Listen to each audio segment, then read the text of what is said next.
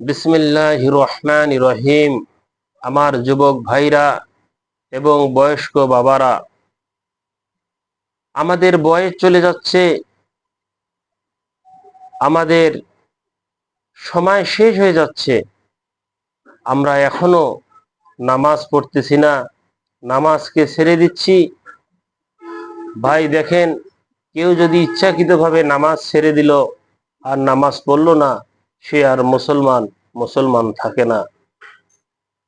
তো ভাই আসুন, আমরা সবাই 5 ওয়াক্ত নামাজ আল্লাহকে খুশি করার জন্য পড়ব।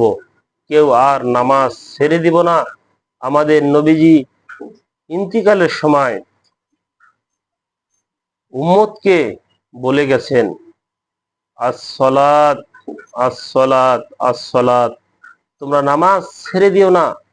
নামাজ একটি বড় একটি ইবাদত, আল্লাহকে খুশি করার। আমরা যখন 5 ওয়াক্ত নামাজ পড়ি, 5 বার যখন রুকু করি, সিজদা করি, হ্যাঁ, তখন আল্লাহ আর বান্দার মাঝে কোনো ফাঁক থাকে না। তাহলে আসুন আমরা সবাই 5 ওয়াক্ত নামাজ সঠিকভাবে আদায় করব, একমাত্র আল্লাহকে খুশি করার জন্য। এ বলে আমার কথা শেষ করছি। আসসালামু আলাইকুম ওয়া রাহমাতুল্লাহি ওয়া বারাকাতুহু।